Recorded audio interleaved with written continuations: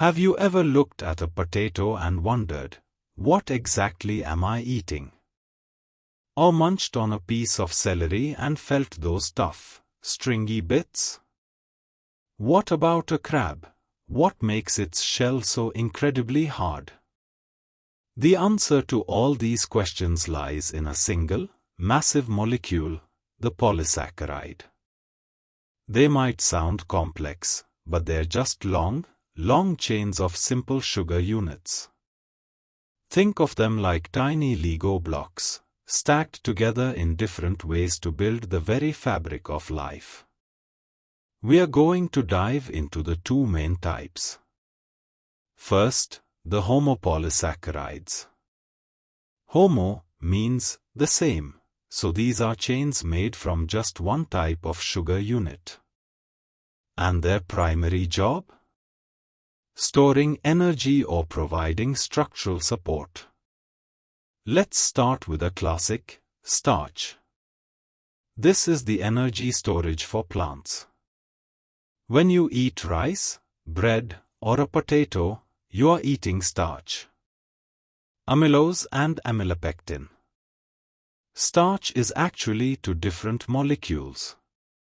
You have amylose, which is a simple, unbranched chain of glucose. And then you have amylopectin, which is a crazy, highly branched version. The difference? Amylopectin has these special alpha, 1,6 branch points, making it look like a tangled tree. This is why starch turns blue with iodine. The amylose chain traps the iodine molecules inside it, creating that distinctive color.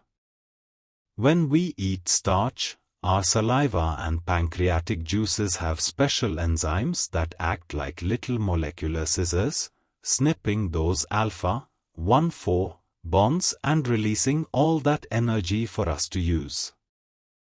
Glycogen.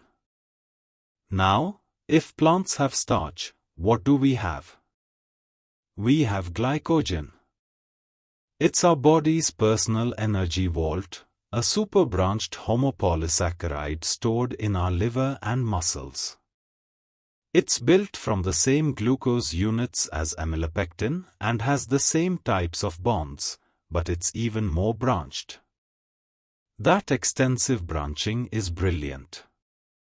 It creates many binding sites for our enzymes to attach to, allowing our bodies to release glucose when we need a burst of energy rapidly. So that was energy storage. Now, let's talk about structure.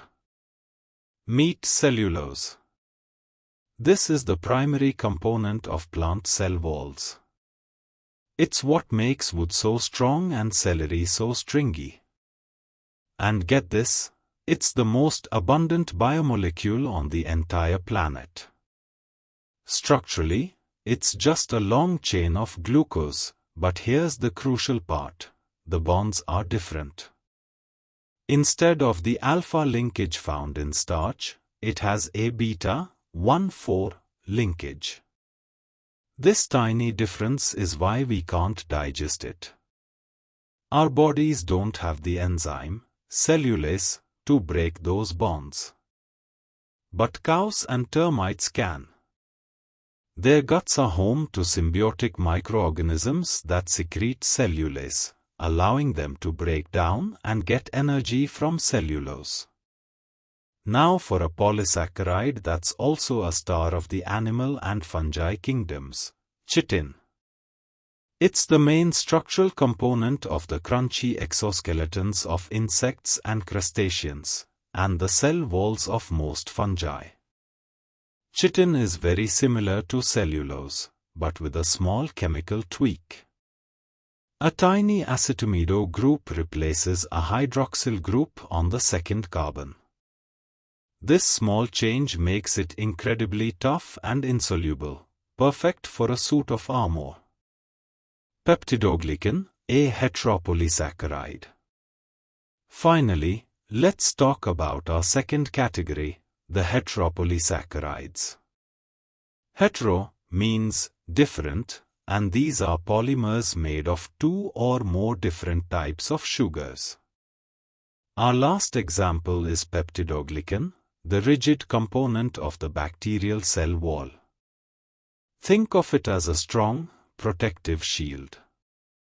It's a chain of two alternating sugar units, NAM and NAG. Peptide crosslinks. But the real magic is what holds it all together.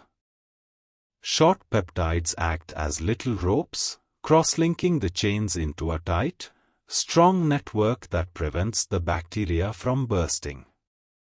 It's so strong, in fact, that our own bodies have a secret weapon against it. An enzyme called lysozyme, found in our tears and saliva, specifically breaks down the bonds in peptidoglycan, essentially popping the bacterial cell like a balloon. So there you have it.